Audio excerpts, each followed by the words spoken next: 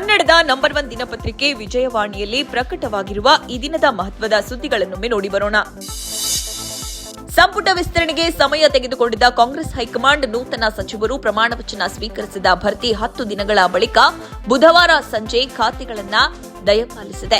ವಿಧಾನಮಂಡಲ ಅಧಿವೇಶನಕ್ಕೆ 18 ಗಂಟೆಗಳ ಮುಂಚೆ ಖಾತೆಗಳ ವಿವರವನ್ನು ರಾಜಭವನಕ್ಕೆ ಕಳುಹಿಸಿದ ಮುಖ್ಯಮಂತ್ರಿ ಡಿಕೆ ಶಿವಕುಮಾರ್ ಅದಕ್ಕೆ ರಾಜ್ಯಪಾಲರ ಅಂಕಿತ ಪಡೆದುಕೊಂಡು ವಿಧಾನಮಂಡಲ ಅಧಿವೇಶನಕ್ಕೆ 18 ಗಂಟೆಗಳ ಮುಂಚೆ ಖಾತೆಗಳ ವಿವರವನ್ನು ರಾಜಭವನಕ್ಕೆ ಕಳುಹಿಸಿದ ಮುಖ್ಯಮಂತ್ರಿ ಡಿಕೆ ಶಿವಕುಮಾರ್ ಅದಕ್ಕೆ ರಾಜ್ಯಪಾಲರ ಅಂಕಿತ ಪಡೆದುಕೊಂಡರು.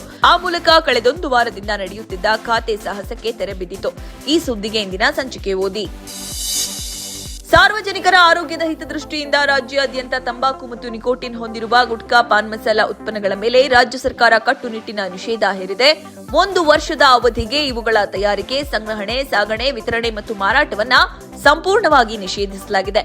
ಇನ್ನು ರಾಜ್ಯ ಸರ್ಕಾರದ ಈ ನಡೆಯಿಂದಾಗಿ ಅಡಿಕೆ ಬೆಳೆಯುವ ಜಿಲ್ಲೆಗಳಿಗೆ ಆರ್ಥಿಕ ನಷ್ಟದ ಆಘಾತ ತಟ್ಟಲಿದೆ. ಈ ಸುದ್ದಿಗೆ ಮುಖಪುಟ ನೋಡಿ. ತಮಿಳುನಾಡಿಗೆ ಕಾವೇರಿ ನೀರು ಹರಿಸುವ ವಿಚಾರವಾಗಿ ಗುರುವಾರ ಕರೆ ನೀಡಲಾಗಿದ್ದ ಕರ್ನಾಟಕ ಬಂದ್ಗೆ ಬಹುತೇಕ ಸಂಘಟನೆಗಳು ಬೆಂಬಲ ಹಿಂಪಡೆದು ನೈತಿಕ ಬೆಂಬಲವನ್ನಷ್ಟೇ ಘೋಷಿಸಿವೆ. ಮತ್ತೊಂದೆಡೆ ಕಾವೇರಿ ನೀರು ಬಿಡಲು ಕರ್ನಾಟಕಕ್ಕೆ ಆದೇಶಿಸುವಂತೆ ಕೋರಿ ತಮಿಳುನಾಡು ಸಲ್ಲಿಸಿದ್ದ ಅರ್ಜಿಯ ವಿಚಾರಣೆಯನ್ನ ಸುಪ್ರೀಂ ಕೋರ್ಟ್ ಆಗಸ್ಟ್ 17ಕ್ಕೆ ಮುಂದೂಡಿದೆ. ಇನ್ನು ತಮಿಳುನಾಡಿಗೆ ನೀರು ಹರಿಸಬೇಕೆಂಬ ಕಾವೇರಿ ನೀರು ನಿರ್ವಹಣಾ ಸಮಿತಿ ಹಾಗೂ ಪ್ರಾಧಿಕಾರದ ಆದೇಶ ಪ್ರಶ್ನಿಸಿ ಸುಪ್ರೀಂ ಕೋರ್ಟ್ ಮೊರೆ ಹೋಗಲು ಕರ್ನಾಟಕ ಅಂತಿಮ ಹಂತದ ಸಿದ್ಧತೆ ನಡೆಸಿದೆ. ಈ ಸುದ್ದಿಗೆ ಸಮಸ್ತ ಕರ್ನಾಟಕ ಪುಟ ನೋಡಿ.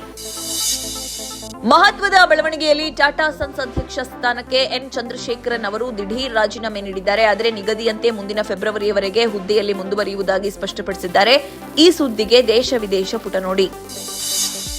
ಪ್ರತಿಪಕ್ಷಗಳ ತೀವ್ರ ವಿರೋಧದ ನಡುವೆಯೇ ಬಹುಚರ್ಚಿತ ವಿದೇಶಿ ದೇಣಿಗೆ ತಿದ್ದುಪಡಿ ಮಸೂದೆ 2026ನ ಹೆಚ್ಚಿನ ಪರಿಶೀಲನೆಗಾಗಿ 31 ಸದಸ್ಯರ ಜಂಟಿ ಸಂಸದೀಯ ಸಮಿತಿಗೆ ಒಪ್ಪಿಸುವ ನಿರ್ಣಯವನ್ನ ಸಂಸತ್ ಅಂಗೀಕರಿಸಿದೆ. ಈ ಸುದ್ದಿಗೆ ದೇಶ ವಿದೇಶ ಪುಟ ನೋಡಿ.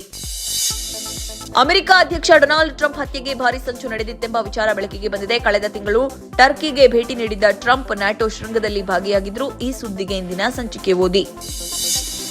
ಫುಕೆಟ್ನಿಂದ ದೆಹಲಿಗೆ ಬರುತ್ತಿದ್ದ ಏರ್ ಇಂಡಿಯಾದ ವಿಮಾನ ಬಾನಂಗಳದಲ್ಲಿ ದಿಢೀರನೆ 300 ಅಡಿ ಕೆಳಕ್ಕೆ ಜಾರಿದ ಘಟನೆ ಇಡೀ ವಿಮಾನಯಾನ ಕ್ಷೇತ್ರವನ್ನೇ ಬೆಚ್ಚಿ ಬೀಳಿಸಿದೆ.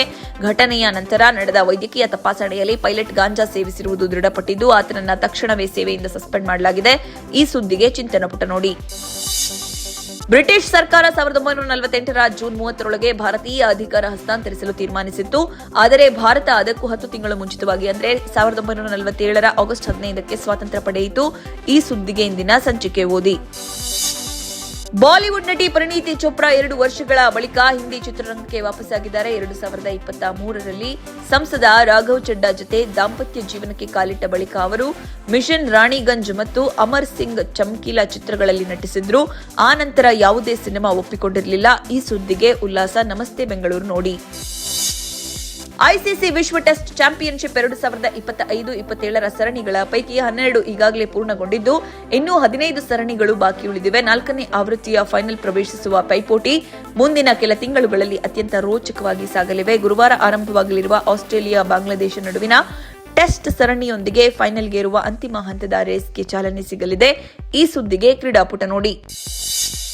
ಇವಿಷ್ಟೇ ಅಲ್ಲ, ಮುಂಜಾನೆ ಮಾತು, ಅಂತರಂಗ, ಭವಿಷ್ಯ, ಮನೋವಿಕಾಸದ ಕಾಲಂಗಳು, ಕ್ರೀಡೆ, ಸಿನಿಮಾ, ದೇಶ ವಿದೇಶಗಳ ಭರಪೂರ ಸುದ್ದಿಗಳ ವಿಶೇಷಗಳಿಗಾಗಿ ವಿಜಯವಾಣಿ ಓದಿ.